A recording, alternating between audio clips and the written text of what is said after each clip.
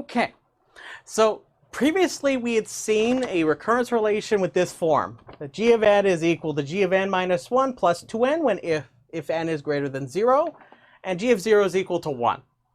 Now, previously we had used the iterative substitution, or we used iteration to accomplish and obtain this closed form expression for g, which is big O of n squared, right?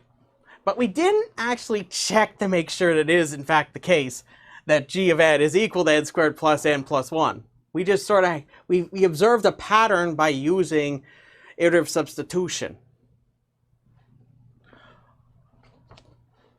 So we actually should check this if it's not clear.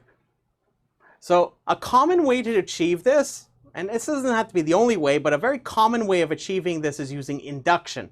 There's different kinds of mathematical induction, but for a recurrence as simple as this, weak induction or just your typical principle of mathematical induction will cut it. Like, just at least for us when we're actually trying to prove the statement. So let's prove we are correct. Let's try to make sure we prove that this is in fact the correct guess. So, as usual with my induction proofs, I'll try to denote a statement for which we're going to perform induction on. In this case, we're going to use n for induction. So let S of n denote the statement. The statement for each n greater or equal to 0 is going to be that g of n is equal to n squared plus n plus 1. I must stress that the left-hand side is referring to that definition over there. So we need to prove that the value you get from this is equal to n squared plus n plus 1. So the first thing we do is we start off with our base step. So here, I'm just going to have one base step. I don't need to go any higher. So we look at S of 0. S of 0 says that we consider g of 0, which is equal to 1. We have to see that the right-hand side here is equal to 1. If we can do that, then S of 0 it holds. By definition, g of 0 equals 1 in the base case. In the base case. And the right-hand side is 0 squared plus 0 plus 1, which is equal to 1, right? So S of 0 holds. So we've completed the base step. So just remember, we're trying to show that the result of the recurrence relation matches for each value of n is equal to the right-hand side here, n squared plus n plus 1. So this is the base step for n is equal to 0. Now let's do the induction step.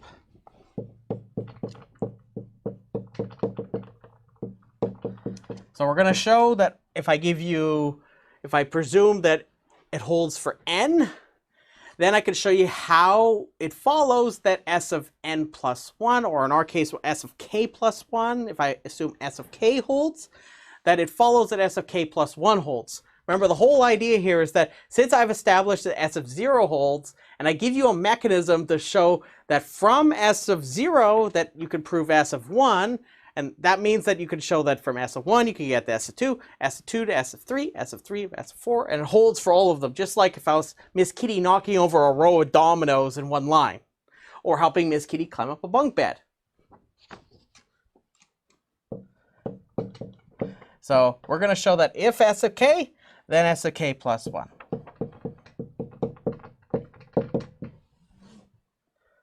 So we're going to fix some k greater or equal to 0. So remember, k, I'm going to start its value is going to be up to at least the highest rung I went to with the base steps in this case. So we're going to assume the statement S of k holds. holds, which that's the induction hypothesis or inductive hypothesis, which is the following, which is S of k, which is just means that g of k is equal to k squared plus k plus 1. So now we got to show that S of k plus 1 follows from this. And naturally, and the reason why I wanted to show you an induction proof is that you could look at induction and recursion like they're two sides of the same coin. So when I use the induction hypothesis, it'll remind you a little bit of a recursive call. And I find that sometimes when I bring that fact up to students, it sometimes it rings a little bell. So now we show that S of k plus 1 follows where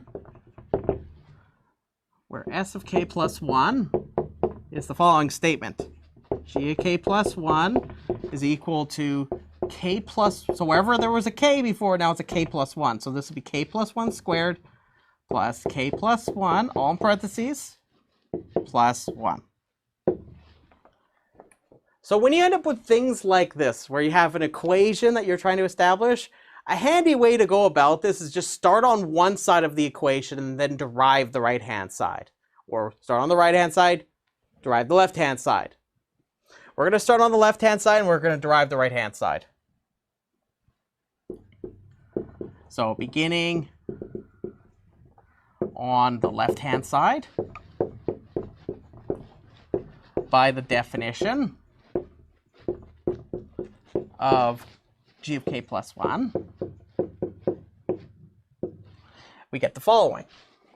Well, g of k plus 1 is equal to, remember this is the recursive part of the definition. Well, it's k plus 1 is the input, it's 1 less than that, right? Plus 2 times the something. That's what the recursive part of this, and we can guarantee this, by the way, because k plus 1 would be strictly bigger than 0, right? So that's actually a very subtle detail here. So k plus 1 is bigger than 0, so we use that part of the definition. But what is this? Well, the induction hypothesis says the induction hypothesis says that this is k squared plus k plus 1, right? This is k squared plus k plus 1, right? So I'm going to use the induction hypothesis, replace g of k with that. Well, what's this? That's 2k plus 2. So this is by the induction hypothesis. So you notice how I'm using the induction hypothesis should remind you a little bit of like, I'm just like, okay, I now know the answer to g of k, right? The induction hypothesis tells me the answer. So hopefully that helps kind of connect this a little bit for you. Well, there's some lovely terms here. I'm going to try to get it so I get the form that looks like this. I will tell you that we will get the form that looks like this, but we have to be a bit careful about this. So what I'm going to do is I'm going to rearrange some of these terms. In particular, I'm going to expand out this 2 to make it 1 plus 1.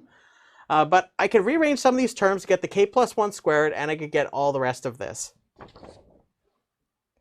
So to make k plus 1 squared, what would it look like? Well, k plus 1 squared is k plus 1 plus k plus 1, right?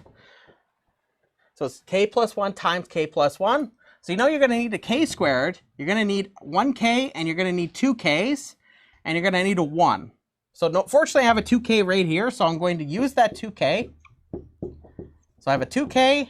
I already have a 1, so I'm going to just hang it. So I'm just going to use this 2k over here. I'm going to hang on to the 1.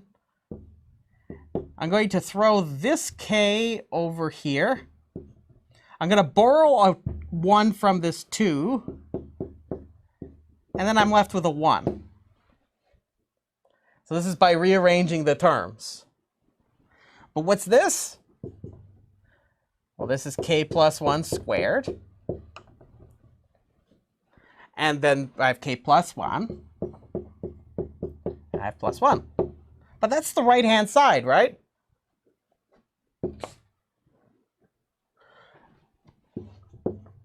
Which is the right-hand side, completing the induction step.